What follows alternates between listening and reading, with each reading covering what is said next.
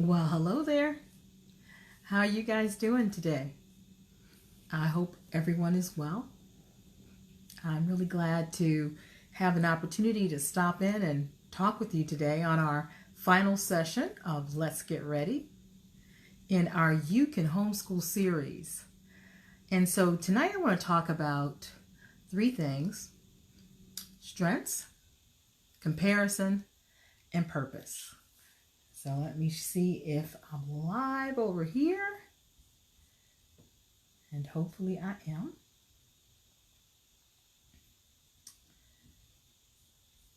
So as I said, tonight I want to talk about strengths, comparison, and purpose. And the more I thought about it, I realized that I wanted to switch that order. And I think I want to talk about comparison first, because I think that it needs to come before the other two.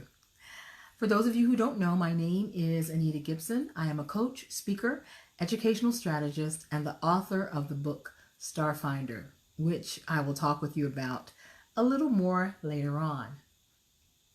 But now I want to just share with you a story from my real life. I want to be open and vulnerable in the hopes that you will be able to learn from my errors and maybe it ease some of the learning curve for you.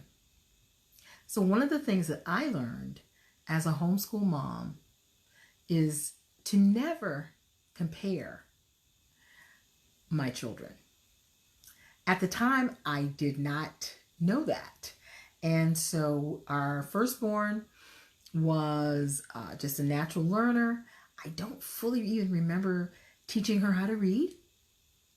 And at a very young age, she was reading and off. And I just thought that all kids learn that way. Now, why I thought that, I don't know. But being a new mother, there's lots of things to learn. And so that was one for me. And so what began to happen is another child came along, a beautiful daughter. So I had one beautiful daughter, another beautiful daughter. And the second daughter learned in a very different way. She didn't learn in the same way as the oldest daughter. And so I thought, something must be wrong, or, why aren't you doing it like the older daughter? Until one day, God told me, Anita, you're prejudiced. I was like, usually when you hear the word prejudice, you're not thinking that you could be that way, but it's just prejudge, right? It's like you're prejudging. And you're looking at Lauren, the oldest, as a standard. And you're looking at Danielle as if something's wrong with her because she doesn't learn like Lauren. And so God began to show me, you have to honor the way I have made each of your children. And when you don't do that, you are being prejudiced. You are judging them. You are using someone else to judge their ability, their gifting. And so what happens is you even miss the beauty of that next child because you're assuming that the only thing that is worthy of trying to replicate is what's going on with the first one, right? And so we had to go through a whole new journey of learning to honor how God has created each child. And one of the things with our second child, she learned differently. She had no learning disabilities at all.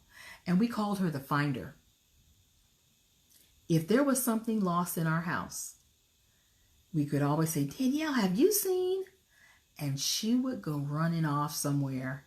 And in 100% of the time, she would come back with whatever it was we were looking for. She had this amazing, canny ability to remember what she saw. And so as time went on, we began to understand the beauty of Danielle's gifting and began to honor that and help to create environments to build that those giftings up. She had the ability to remember things because she moved at a slower pace. And in moving at a slower pace, she was able to take more in, and thus she could remember more. And so her being born to a rabbit mother, meaning somebody who's running around always fast, doing everything, I had no clue about the beauty of slow. In our society, that is a dirty word. But I began to understand that there is beauty in slow. And so God gave us an analogy to help mommy rework her mind and to help Danielle to rebuild her esteem. And what he said is, if you were really sick and you had two doctors, one would give you a diagnosis the next day. He'd look at your charts and he'd come back and he'd tell you, and he'd come back and he'd tell you everything was fine. Or you had another doctor that maybe it would take 2 months for that doctor to be able to give you a diagnosis. But he took his time and he looked through everything. He checked all of your charts and he made sure that he didn't miss anything. And in 2 months, he comes back and says, we see a small spot, but we have a way to fix it. We're going to give you a surgery, or we have a solution for it. It's so good we found it early. The other doctor missed it because he was moving so quickly. Which doctor would you rather have? She thought about it. She said, I guess I would rather have the doctor that moved more at a slower pace because he actually came back with correct information that could help me to live. It's like, exactly. And that's what God has created you to be. Mommy is learning, but I'm learning so I can share with you the beauty of the gift that God has given you. We need people in this world, Danielle, who can take their time and look out and be able to process through and not miss the detail. We need someone in this world, Danielle, who is willing to move at a pace to process through, because there are some jobs, in fact, the job that God has for you to do, that you will need that gift. And so as she began to fully understand the blessings of who she was, she began to have more peace. Her esteem began to build. And I was able to acknowledge, Mommy, I have to apologize. I have not honored who you are. But moving on from this day, I'm beginning to understand. And as I begin to understand more, I'm going to share with you, Danielle, just how awesome God has made you to be. And now that daughter is she graduated from Bowie State University, and she is a phenomenal science and math teacher. One of the reasons why she's so phenomenal is because she understands what it's like to not get it. And so she's able to be very creative in her teaching. She adds technology in. She makes it interesting so that students can get it. And many students who come into her science class hate science. But when they leave, they love it. And so I'm so thankful that God showed me the error of my ways and helped me to begin to actually acknowledge the beauty of who Danielle was and to not compare her with anyone. Sometimes we compare our kids with ourselves. And we say things like, when I was in 5th grade or when I was in 9th grade, nobody had to check on me to see whether I got my homework done. Have you ever said that? When I was coming up, there was nobody following behind, making sure I got done what I needed to get done, or they didn't help me with my math. And what I say to parents all the time is do not compare your child's present to your past, because they're two different things and you're two different people. And so you might not have needed that help at ninth grade, but they did, and they do. And once you're able to acknowledge, not compare, but acknowledge this is where this child is right now, then you're going to be able to help them out so much more. Because at the end of the day, let me honestly say, it's not going to matter whether what you were able to do back in your time, it doesn't help them now. And so if they're struggling, they don't know where their papers are, and they're unorganized, what they're saying to you is help. And even when you help them, they may not want it, but the truth is they're showing you that they need it. So you don't want to compare to yourself. You don't want to compare to other people, other people's families, because your family is unique. And you certainly don't want to compare to their siblings. So now, the next thing. The other thing that I wanted to make sure that I talked about. Oh, I got comments going on. Let me see here, because I am not seeing them as usual. Okay. Got it. Yes. Denise, I definitely agree about the beauty of slow. Yes, it was a lesson. It took time to learn it, but I'm so happy that I understand now. And so the next thing I want to talk about is strengths. So as I was talking about Danielle and not fully understanding who she was and didn't honor the gifts that she had, it created, I think for her, maybe a level of feeling unsure. Like, well, I'm not like Lauren. So where do I fit? How do I fit in?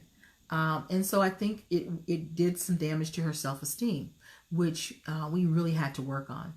And so one of the things that we realized that we needed to do is we needed to give her something that was hers and hers alone, that no one else in the house could do, that no one else in the house could touch. And the thing that she loved was animals.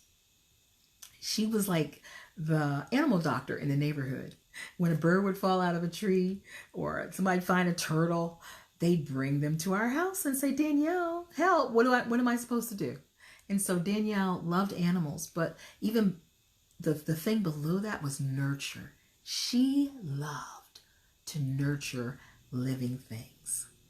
And so we even had a neighbor across the street whose daughter had been born with some difficulties. She had some issues with her face, and she had to have multiple surgeries. And so they didn't want her to go to kindergarten. They didn't want people to make fun of her and those kind of things. And so our Danielle put together a preschool program for her, and she would invite the little one over. I think she probably was 4 or 5, and Danielle would teach her classes, and she would help her with her basics and her phonics and her basic math.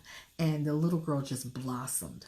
And it just gave her time, for her body to grow so she could get the surgeries that she needed. But God used Danielle because she loved to nurture. And, it takes patience to do that, to nurture and to care. And all of that was connected in the way that she saw life. It was at this more detailed space. And so we made a rule in the house that she was the only one that would be able to have animals. And so I, just so you know, hate what she chose. And the first thing she chose were hamsters. In my opinion, hamsters are rats. I didn't want rats in my house. But for my Danielle, I gave up my rights. And so we had male and female. So you know what happened. Lots of babies, right? Which gave Danielle even more opportunities to what? Nurture, to care for these living things. And she got so good at it that we were able, her dad and she and her dad would actually take the babies' hamsters to a pet store where they sold hamsters, and they would sell them to the pet store. She did the same thing with rabbits. Dad built her a rabbit hutch out back. And it came a day when the other kids in the family were like, we want animals. Can we have a dog? And we had made that commitment to Danielle. And so we said, I know. You guys have so many other things that you can focus on, but this one area is just for her. So no, she'll be the only one in the family that will have animals. And that was something special for her. The fact that there was something that she had that nobody else had, that began to boost her esteem. She struggled with her reading till maybe about 4th grade. We checked her out. There was nothing wrong. Again, she just moved at that slower pace, right? But when she started taking care of animals, she would actually her reading increased, because now she wanted to find out about how to do this, and how do I take care of them over here. And so just naturally, how much food do I need to buy? Her academics began to get better, because we had found that strength and we had begun to build into it so that she could begin to feel, just understand the beauty of who she was. And so I'm saying to you, if you have all children, but especially children who are struggling academically, they need to have some space where they are king, where they are queen, where they are at the top, where they are the expert. And sometimes we have to actually create those environments in our home, but it makes such a difference. See, just want to check to make sure that I haven't missed any questions. So the last thing that I want to talk about is in giving Danielle that room to grow, that room to find out what she was passionate about, it began to lead her to her purpose, to lead her to eventually become this amazing teacher, this person that could nurture, this person who would be able to relate to others who might struggle with their learning. But where did that start?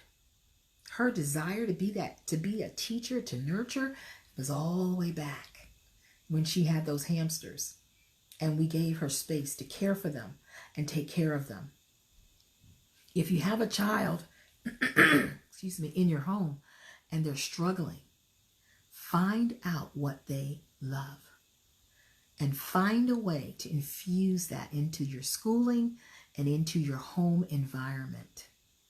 Don't even let them know that it's school. Like with her reading, it began to get, she would go to the library and we would, check out books, and she started checking out all these books about animals.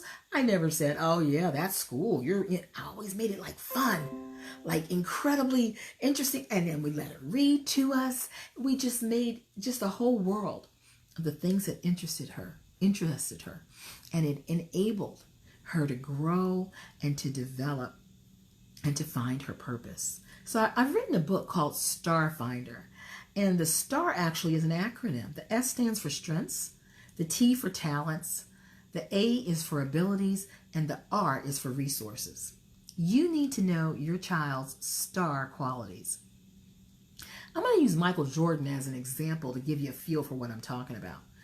Now, I think most of us would say that Michael Jordan is really walking in his strengths, or as a basketball player, or was.